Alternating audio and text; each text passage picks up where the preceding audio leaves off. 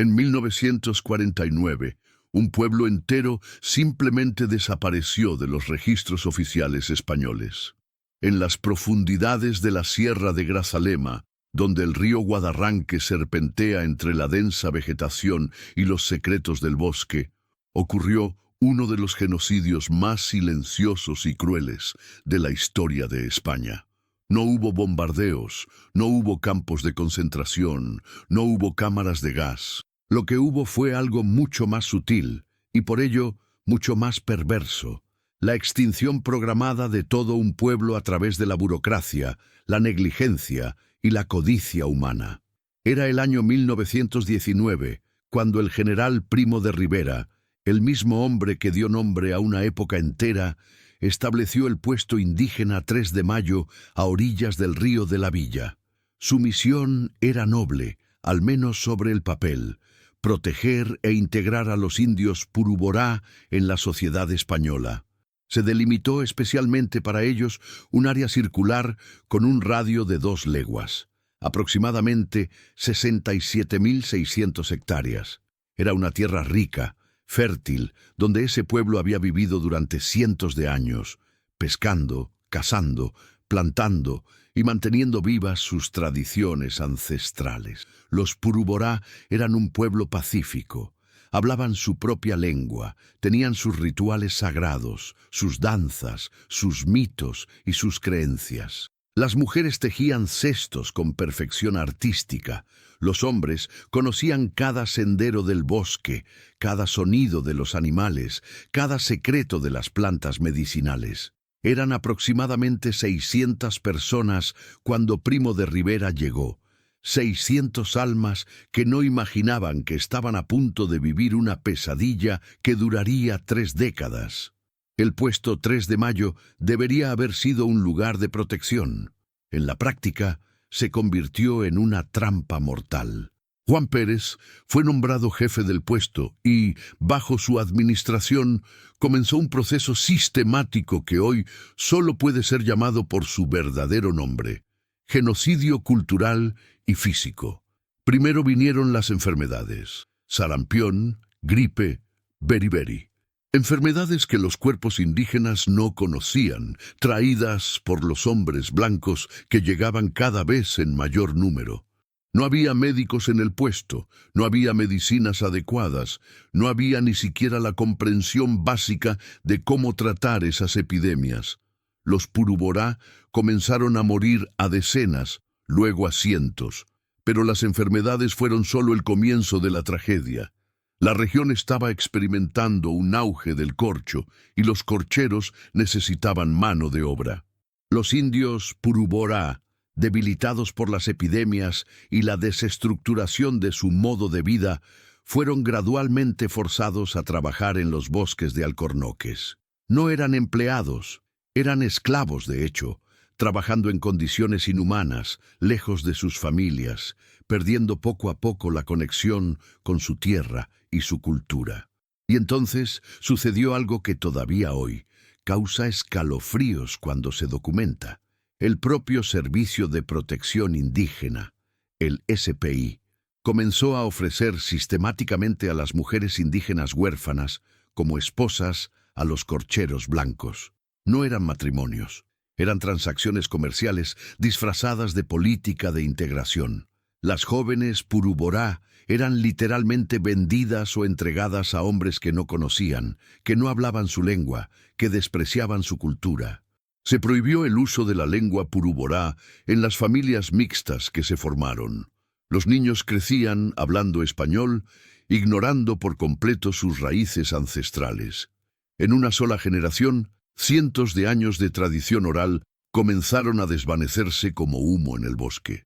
Entre 1920 y 1940, la población Puruborá se desplomó de 600 a solo 150 personas. En 1949, cuando Juan Pérez murió, los sobrevivientes se dispersaron por la región en busca de trabajo y mejores condiciones de vida.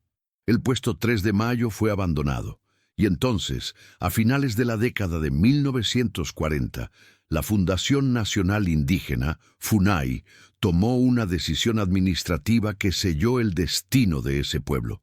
Declaró oficialmente la etnia Puruborá como extinta. Con una simple firma en un documento oficial, 600 vidas se transformaron en cero. Un pueblo entero fue borrado de la existencia legal. Ya no existían indios Puruborá en España. Nunca más existieron. Al menos eso era lo que decían los papeles. Pero ¿puede un pueblo realmente desaparecer así, con un simple golpe de pluma? No quedó nadie en algún lugar de la inmensidad de la Sierra de Grazalema para contar la verdadera historia de lo que sucedió en esas tierras entre 1920 y 1949.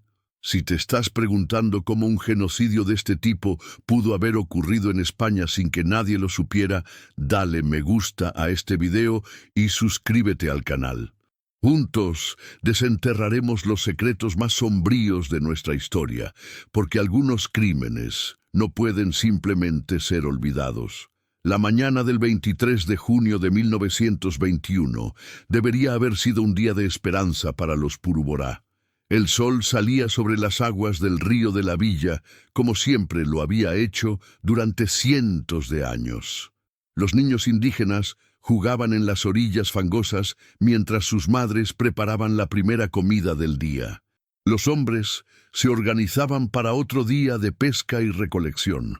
Era una rutina milenaria, un ritmo de vida que acompañaba los ciclos de la naturaleza extremeña.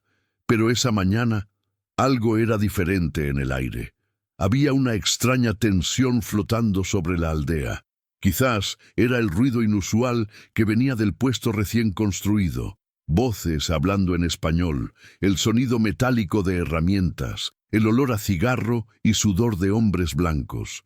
O quizás era la expresión preocupada en los rostros de los ancianos, que susurraban entre sí en su lengua ancestral sobre los extraños que habían llegado prometiendo protección. Juan Pérez había asumido el mando del puesto indígena 3 de mayo con una misión clara: integrar a los indios Puruborá en la civilización española. Sobre el papel parecía una política humanitaria.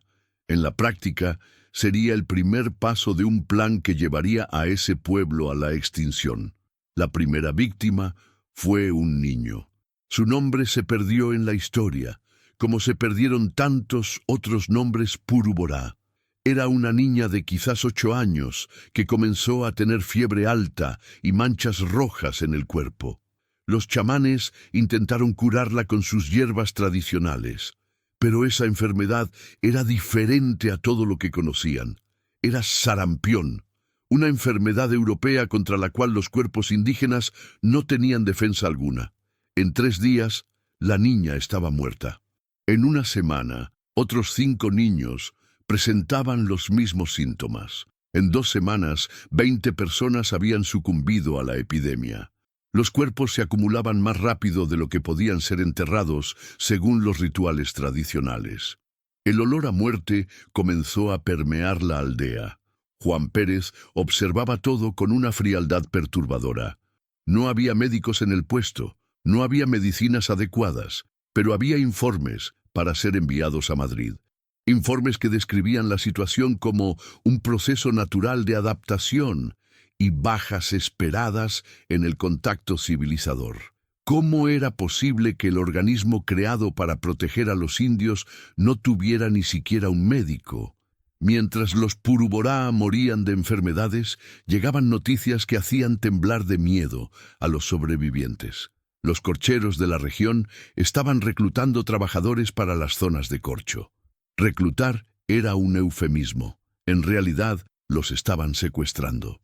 Hombres armados aparecían en la aldea durante la madrugada. Elegían a los jóvenes más fuertes, los arrancaban de sus familias y se los llevaban a las lejanas plantaciones de alcornoques. Allí trabajaban de sol a sol, cortando árboles en condiciones inhumanas, recibiendo solo harina y tocino como pago, durmiendo en barracones sucios, prohibidos de regresar a casa. Muchos nunca más regresaron. Las mujeres que se quedaron en la aldea vivían en constante terror. No sabían cuándo sería el próximo ataque, cuándo perderían a sus hijos, a sus maridos, a sus hermanos. Algunas intentaban esconder a los hombres en el bosque, pero Juan Pérez tenía informantes entre los propios indios, personas a las que había corrompido con promesas de comida y protección. Y entonces empezó a suceder algo aún más siniestro. Juan Pérez comenzó a observar atentamente a las jóvenes huérfanas, niñas que habían perdido a sus padres por las epidemias o cuyos hombres habían sido llevados a las plantaciones de corcho. Hacía anotaciones en cuadernos que enviaba regularmente a sus superiores, anotaciones sobre la edad, la apariencia física, la docilidad. Estaba catalogando mercancía humana. Las primeras entregas comenzaron en 1923. Juan Pérez recibía visitas de corcheros que llegaban en barco por el río. Hombres sucios, violentos, que llegaban con aguardiente y sacos de harina para negociar. Las conversaciones siempre se llevaban a cabo lejos de los oídos indígenas, pero el resultado era siempre el mismo. Una joven puruborá desaparecía durante la noche, llevada río abajo para convertirse en la esposa de algún hombre blanco. No había ceremonia, no había consentimiento, no había vuelta atrás. Las niñas simplemente se desvanecían, como si la tierra se las hubiera tragado. Cuando alguien preguntaba por ellas, Juan Pérez respondía con la frialdad de quien rellena un formulario. Fueron integradas en la sociedad nacional. Es el progreso que llega a Extremadura. Progreso. Así era como llamaban a ese horror. Cada mes que pasaba, la aldea puruborá se hacía más pequeña, más silenciosa, más vacía. Las voces de los niños jugando se volvieron cada vez más raras. Las canciones tradicionales dejaron de resonar por el bosque. Los rituales ancestrales fueron abandonados porque ya no había suficientes personas para realizarlos. En 1925, solo 6 años después de la llegada del protector Juan Pérez, quedaba menos de la mitad de los puruborá originales. Los sobrevivientes vagaban por su propia tierra como fantasmas, hablando en susurros, evitando llamar la atención, intentando solo sobrevivir un día más en esa pesadilla en que se había convertido su vida. Y lo más aterrador de todo era la creciente certeza de que nadie vendría a salvarlos. El propio gobierno español, a través del SPI, estaba orquestando su destrucción. ¿Cómo se transformó un puesto creado para proteger en una máquina de muerte? ¿Cómo se convirtieron los funcionarios públicos en verdugos de un pueblo entero? Emilia Puruborá tenía 7 hijos cuando Juan Pérez llegó al puesto 3 de mayo. En 1930 ya no tenía ninguno. Su verdadero nombre se perdió en la historia, como se perdieron tantos otros nombres del pueblo puruborá. Pero décadas después, cuando finalmente encontraron a una sobreviviente, era conocida solo como Doña Emilia, una señora de ojos profundos que llevaba en su rostro arrugado todo el dolor de una madre que lo había perdido todo, pero jamás había perdido la esperanza. Emilia fue una de las pocas que vivió para contar lo que realmente sucedió en esos años sombríos entre 1920 y 1949. Y su historia es la historia de cada madre puruborá que vio a sus hijos desaparecer uno por uno, tragados por una máquina de muerte que funcionaba con la cruel eficiencia de la burocracia. El primer hijo de Emilia murió de sarampión en 1924. Era un niño de 12 años, fuerte como un joven guerrero que ayudaba a su padre a pescar y ya comenzaba a aprender los secretos del bosque. En 3 días, la fiebre lo consumió por completo. Emilia sostuvo su cuerpo sin vida en sus brazos y lloró un dolor que no tenía palabras ni en la lengua española ni en la lengua puruborá. Buscó a Juan Pérez, le suplicó por ayuda, por medicinas, por alguna explicación. La respuesta fue un hombro frío y la sugerencia de que era la voluntad de Dios y que ella debía aceptar los designios de la civilización. El segundo hijo fue llevado a las plantaciones de corcho en 1925. Tenía 15 años y se despertó una mañana con una escopeta apuntada a su pecho. Hombres armados lo arrastraron de casa mientras Emilia gritaba, suplicaba, se tiraba al suelo tratando de impedir que se llevaran a su chico. Juan Pérez estaba presente, observando todo con los brazos cruzados. Cuando ella se dirigió a él en su desesperación, él simplemente dijo: «Es por su bien, va a aprender un oficio». Nunca más supo noticias de su hijo. La tercera hija desapareció de una manera aún más cruel. Tenía solo 14 años cuando Juan Pérez la llamó para una conversación privada en el puesto. Emilia tuvo un presentimiento terrible e intentó acompañar a la niña, pero fue impedida por los secuaces del jefe del puesto. 3 días después, su hija había desaparecido. Juan Pérez explicó fríamente que había sido enviada para casarse con un colono de la región de Tudela. Matrimonio. Esa era la palabra que usaban para disfrazar la violación institucionalizada. Emilia tomó una canoa y descendió el río Guadarranque en busca de su hija. Visitó plantación tras plantación, aldea tras aldea, pidiendo información, mostrando un collar que la niña siempre usaba, suplicando por cualquier noticia. Le tomó 2 meses en esa búsqueda desesperada. Cuando finalmente regresó al puesto, estaba sola y con el corazón destrozado. Jamás encontró a su hija.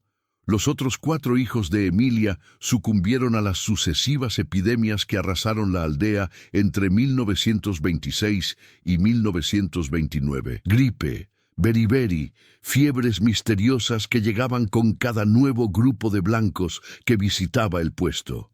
Emilia los enterró uno por uno, con sus propias manos, siguiendo los rituales ancestrales que Juan Pérez intentaba prohibir. Pero Emilia no era solo una madre de luto, era una guerrera. En 1931 organizó un grupo de mujeres Puruborá para enfrentar directamente a Juan Pérez. Fueron al puesto una mañana de domingo, cuando él estaba ebrio, y exigieron explicaciones. Querían saber a dónde habían sido llevadas sus hijas. Querían saber por qué no había médicos para tratar las enfermedades. Querían saber por qué sus hombres eran forzados a la esclavitud. La respuesta de Juan Pérez fue mandar a sus secuaces a golpear a las mujeres. Emilia recibió un culatazo en la cabeza que le dejó una cicatriz que llevaría por el resto de su vida, pero no se rindió. Comenzó a documentar todo lo que veía. No sabía escribir, pero tenía una memoria prodigiosa. Memorizaba nombres, fechas, rostros. Se aprendía de memoria conversaciones enteras que escuchaba a escondidas. Guardaba trozos de ropa de las hijas que habían desaparecido. Recolectaba pruebas de un crimen que sabía que un día sería descubierto. Emilia intentó enviar denuncias a las autoridades en Madrid y Villanueva de la Serena. Dictó cartas a los pocos blancos alfabetizados que conocía, pidiendo intervención, suplicando por justicia. Las cartas simplemente desaparecían o regresaban con sellos oficiales que decían que el caso estaba siendo analizado por los organismos competentes.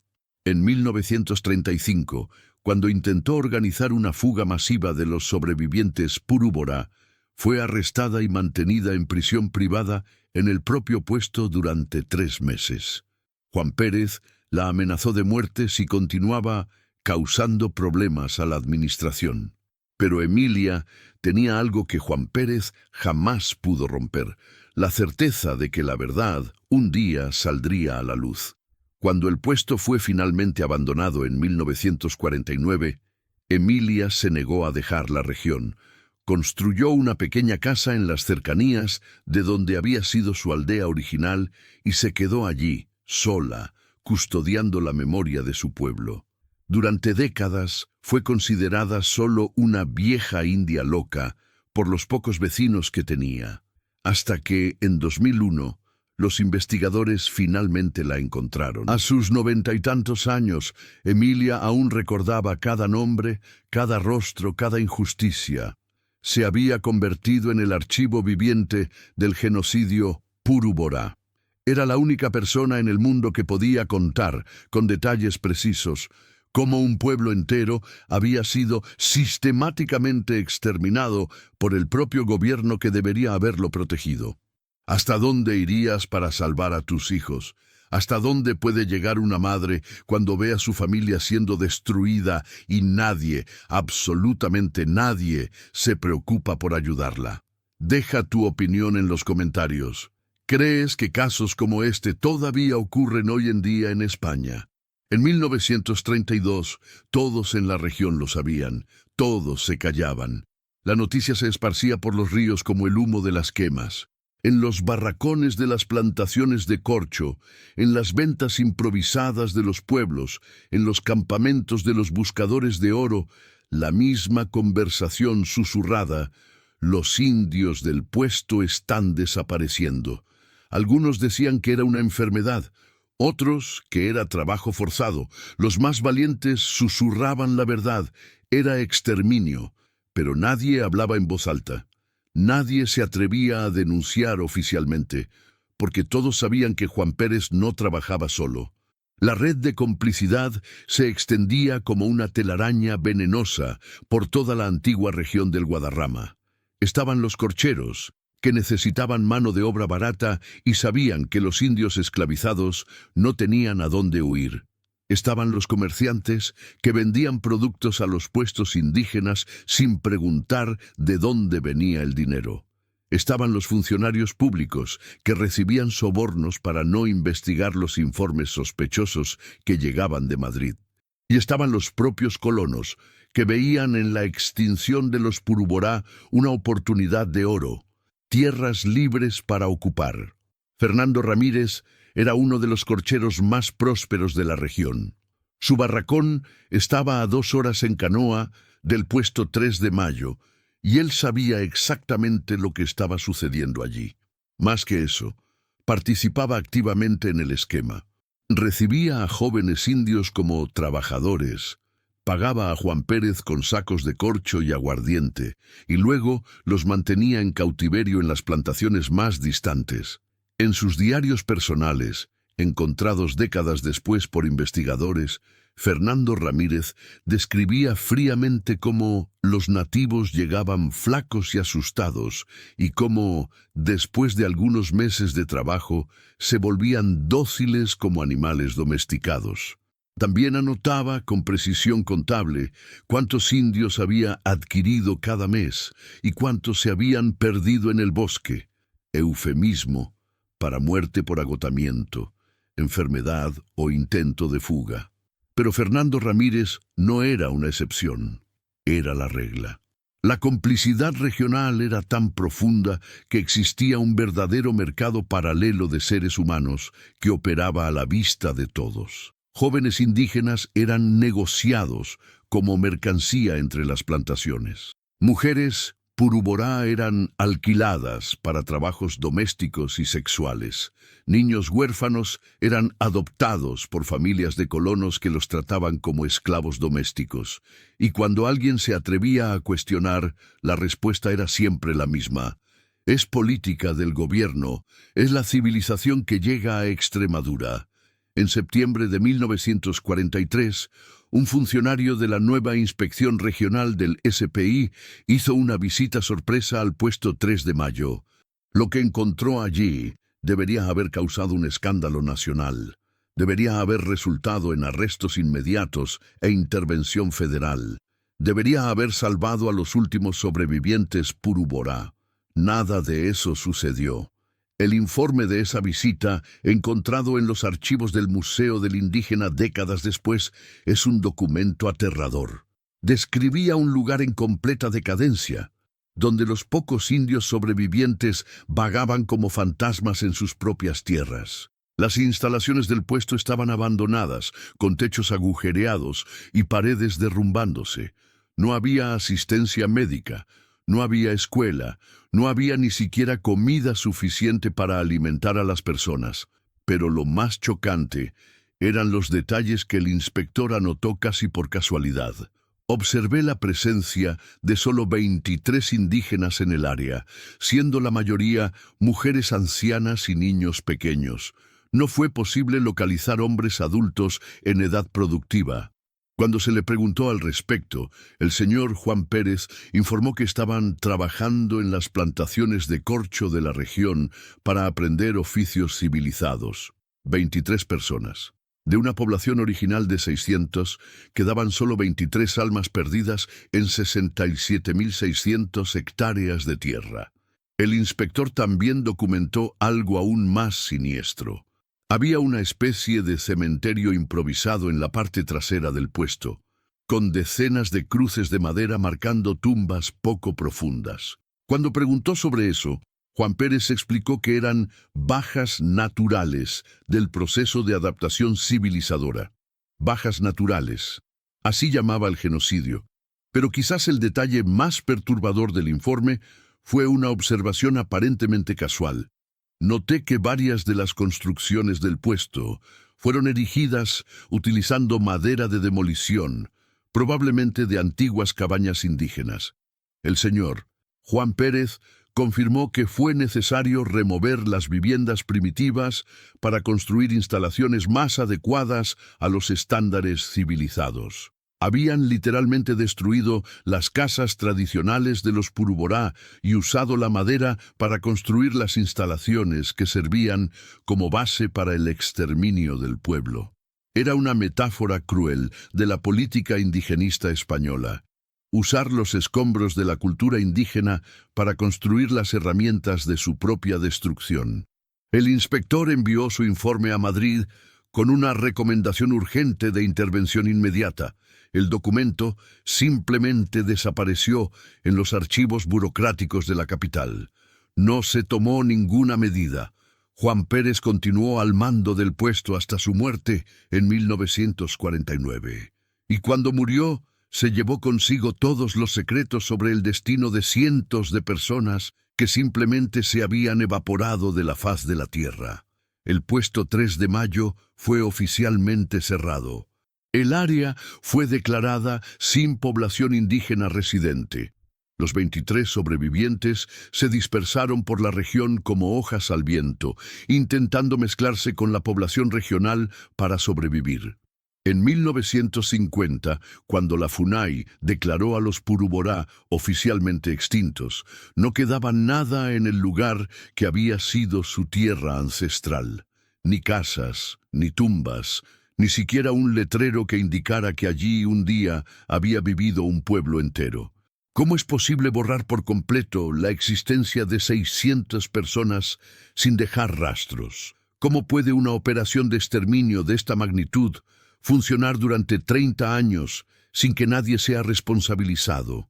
Durante más de 50 años, la versión oficial fue una mentira meticulosamente construida. Cuando los primeros antropólogos llegaron a la región en los años 60, ya no encontraron ningún rastro de los Puruborá.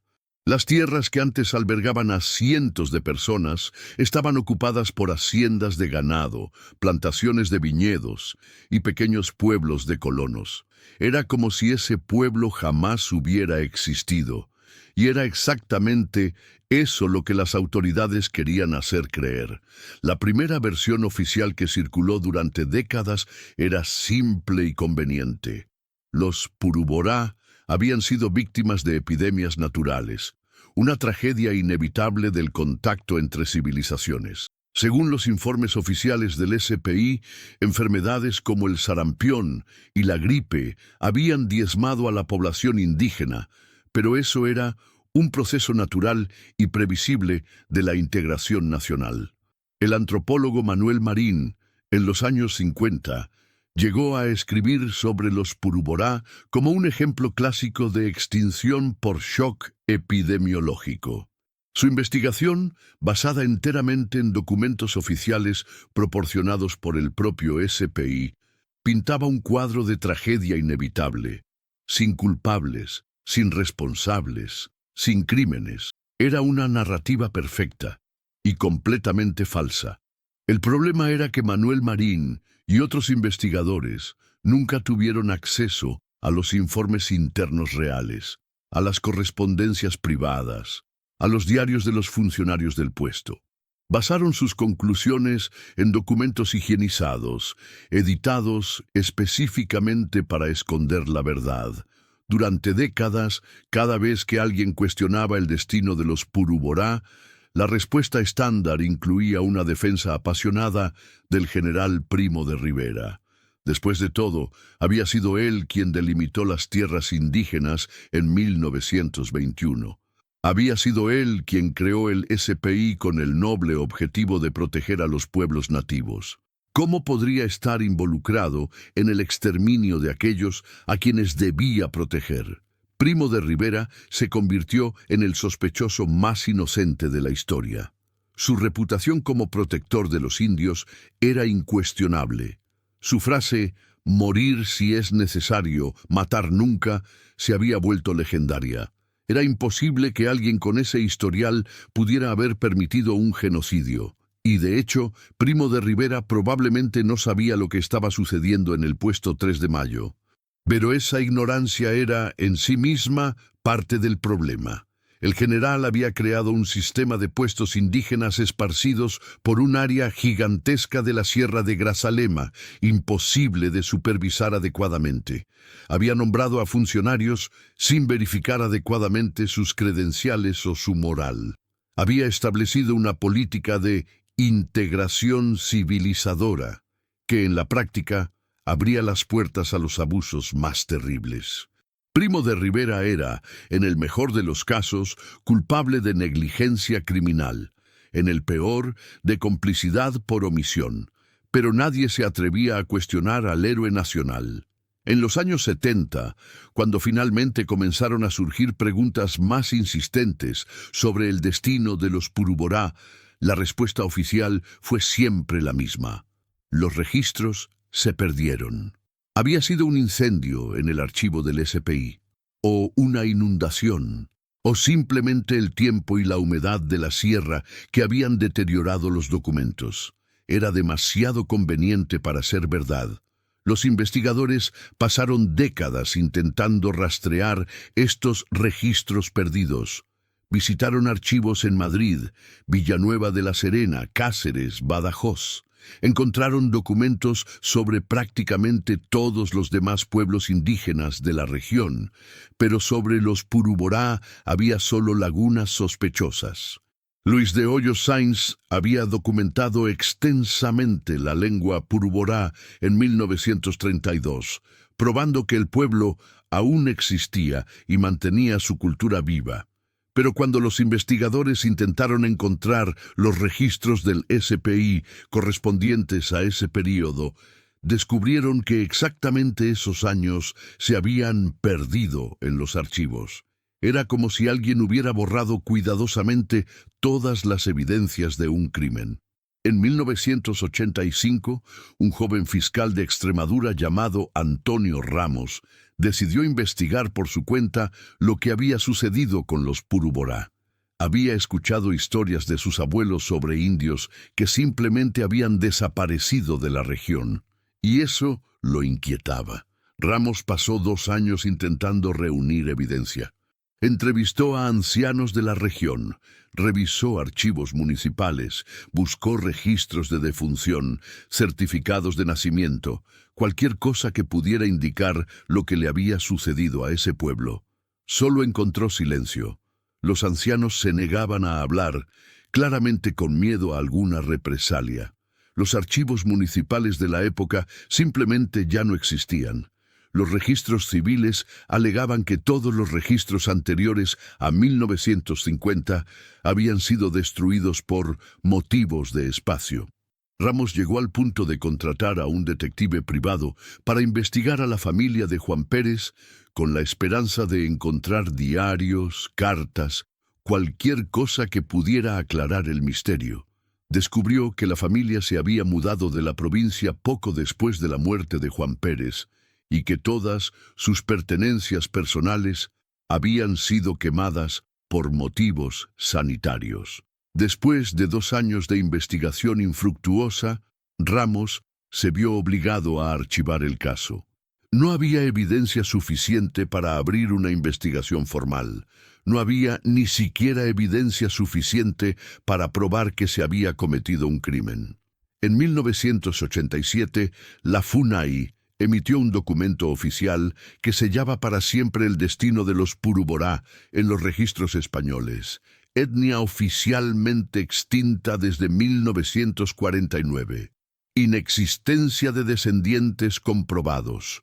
Caso archivado definitivamente por ausencia de objeto. Con esas pocas líneas, el gobierno español decretó que los Purú-Borá jamás existieron, que nunca hubo crimen, porque nunca hubo víctimas, que nunca hubo genocidio, porque nunca hubo pueblo. Era la victoria final del silencio sobre la verdad. Durante 50 años, esta versión oficial prevaleció. Los Purú-Borá se convirtieron en solo una nota a pie de página en los libros de antropología, un ejemplo académico de extinción por contacto. Sus tierras fueron oficialmente liberadas para la colonización. Su memoria fue sepultada bajo capas de burocracia y olvido institucional. ¿Pero es realmente posible borrar por completo a un pueblo de la historia? No quedó nadie en algún lugar que guardara la verdad sobre lo que realmente sucedió. En 1989, un lingüista obsesivo cambió para siempre la historia oficial de los Purú-Borá. Roberto Vega no era detective, pero tenía la tenacidad de uno. Era investigador del Museo Nacional de Antropología, especialista en lenguas indígenas de Extremadura, y había pasado décadas documentando idiomas que estaban desapareciendo junto con sus últimos hablantes. Para él, cada lengua muerta representaba siglos de conocimiento humano perdido para siempre.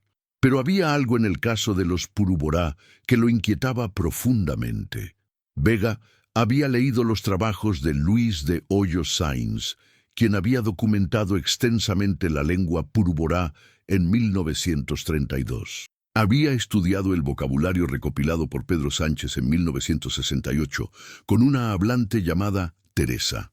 Si esos registros eran correctos, significaba que todavía había hablantes de Purú-Borá vivos solo 20 años antes. ¿Cómo era posible que un pueblo entero se hubiera evaporado entre 1968 y 1989? La respuesta oficial era siempre la misma: extinción completa por aculturación y mestizaje.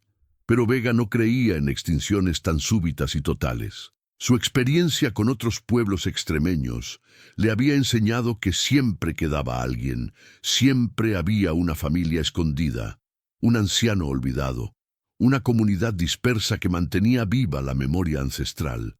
Decidió buscar.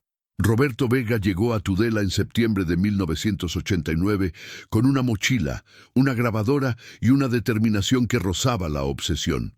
Su plan era simple: rastrear la región palmo a palmo hasta encontrar a alguien que aún recordara la lengua Purú-Borá. Sus colegas académicos pensaban que estaba perdiendo el tiempo. Los funcionarios de la FUNAI local fueron categóricos: ya no existen Purú-Borá. El caso se cerró hace décadas. Los residentes locales lo miraban con desconfianza, como si fuera un lunático buscando fantasmas. Pero Vega no se rindió. Pasó semanas visitando asentamientos rurales, pueblos ribereños, fincas aisladas. Siempre preguntaba lo mismo: ¿conoce a alguien que hable la lengua de los indios antiguos de esta región?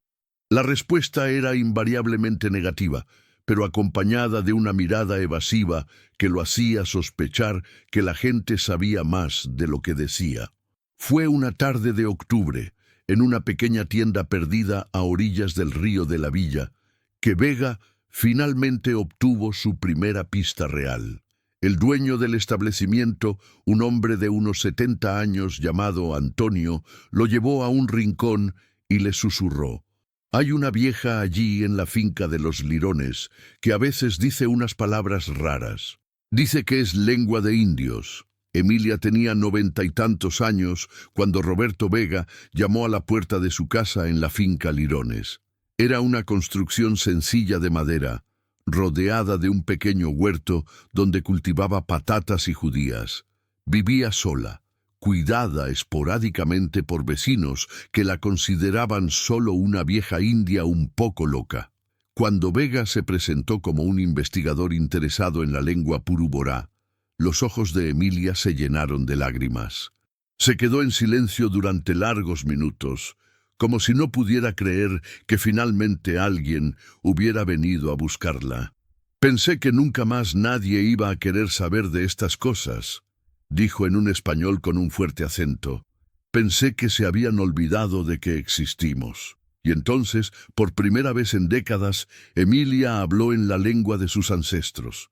Vega encendió la grabadora y escuchó fascinado palabras que no se habían oído por prácticamente nadie en más de 20 años. Emilia recordaba canciones de cuna que su madre le cantaba, nombres de animales y plantas, expresiones cotidianas que usaba con sus hijos antes de que se los llevaran o murieran. Pero había más. Emilia no estaba sola. Durante las semanas que Vega pasó con ella, mencionó a otros 2 ancianos que también guardaban fragmentos de la memoria purú-borá. Estaba Manolo, un hombre de 80 años que vivía en una finca cerca de Villanueva de la Serena, y estaba Doña Rosa, una señora que vivía con su familia en Cáceres. Vega los encontró uno por uno y hizo un descubrimiento que lo dejó en shock. Los 3 no solo recordaban la lengua purú-borá, recordaban los eventos que habían llevado al casi exterminio de su pueblo. Habían sido niños y adolescentes durante los años de terror en el puesto 3 de Mayo. Habían presenciado las epidemias, los secuestros, el tráfico de mujeres, la corrupción de Juan Pérez. Eran los únicos testigos vivos de un genocidio que había sido oficialmente borrado de la historia. Vega pasó 3 meses grabando testimonios, recopilando vocabulario, documentando todo lo que los 3 ancianos podían recordar. El resultado fue una colección de 130 elementos léxicos, canciones tradicionales y, lo más importante, relatos detallados sobre lo que realmente había sucedido entre 1920 y 1949. Pero Vega sabía que necesitaba más que su palabra para convencer a la comunidad académica. Necesitaba una prueba científica irrefutable de que esas personas eran, de hecho, descendientes directos de los purú-borá originales. El análisis lingüístico fue concluyente. El vocabulario recopilado por Vega correspondía exactamente al documentado por Luis de Hoyos Sainz en 1932 y por Pedro Sánchez en 1968. No había duda. Esos 3 ancianos eran hablantes nativos de la lengua purú-borá, una lengua que supuestamente había sido extinta décadas antes. Era la prueba científica de que el pueblo purú-borá no había desaparecido. Había sobrevivido, escondido, silenciado, pero no extinto. El descubrimiento de Vega cambió su vida para siempre. Dejó de ser solo un lingüista académico y se convirtió en un apasionado defensor de la causa purú-borá. Pasó los años siguientes documentando no solo la lengua, sino la historia oral del genocidio que había sido sistemáticamente ocultado. Sus informes científicos sobre los purú-borá causaron un terremoto en la comunidad académica española. ¿Cómo era posible que un pueblo oficialmente declarado extinto aún tuviera hablantes vivos? ¿Cómo se habían equivocado tan completamente los organismos oficiales? La respuesta era aún más inquietante. No se habían equivocado. Habían mentido deliberadamente. El trabajo pionero de Vega abrió las puertas a una nueva generación de investigadores obsesionados con la verdad sobre los purú-borá. Ana García, también del Museo Nacional de Antropología, asumió la misión de documentar por completo la lengua y la cultura de los sobrevivientes. García era aún más meticulosa que Vega. No se contentaba solo con recopilar palabras. Quería entender todo el sistema cultural detrás de la lengua. Quería saber cómo se organizaban socialmente los Puru-Borá, cuáles eran sus rituales, cómo percibían el territorio, cómo lidiaban con la muerte y el nacimiento. Y principalmente, quería entender cómo habían logrado sobrevivir a décadas de persecución y borrado oficial. ¿Cómo es posible que 3 personas lograran preservar por sí solas la memoria de un pueblo entero? ¿Cómo logró la ciencia finalmente probar lo que las autoridades intentaron esconder durante 50 años? En 2012, la verdad finalmente salió a la luz, y era aún más aterradora de lo que cualquiera imaginaba. Cuando los investigadores de la Comisión Nacional de la Verdad abrieron los archivos secretos del informe de la transición, encontraron 7.000 páginas de horror puro, documentos que habían sido enterrados durante décadas en los sótanos del Museo del Indígena, en Madrid, evidencias de crímenes que harían parecer a cualquier asesino en serie un aficionado. El genocidio de los Puru-Borá no había sido un accidente, no había sido negligencia, no había sido un efecto colateral desafortunado de la política indigenista. Había sido deliberado, planeado, sistemático. Juan Pérez era solo una pieza en un engranaje mucho más grande. El informe de la transición reveló que el propio Servicio de Protección Indígena se había convertido en una máquina de exterminio, operando con la bendición silenciosa del gobierno federal. Había manuales internos del SPI que instruían a los funcionarios sobre cómo acelerar el proceso de integración de los pueblos considerados económicamente inviables. Había informes que detallaban el uso de trabajo esclavo indígena como fuente de financiación para los puestos. Había correspondencias entre jefes de puesto discutiendo fríamente cómo redistribuir a las mujeres indígenas para pacificar a los corcheros de la región. Aún más chocante, había una lista clasificada de pueblos indígenas considerados prioritarios para la extinción por el propio gobierno español. Los Puru-Borá estaban en esa lista. La orden venía de arriba, muy de arriba. Durante décadas, todos buscaron culpables externos, corcheros codiciosos, colonos racistas, funcionarios corruptos. Pero el verdadero responsable del genocidio Puru-Borá usaba traje y corbata en Madrid, firmaba decretos oficiales y justificaba sus crímenes con la retórica del progreso nacional. Era el propio Estado español, el mismo Estado que había creado el SPI para proteger a los indios, el mismo Estado que delimitaba tierras indígenas sobre el papel mientras las entregaba para la explotación económica en la práctica.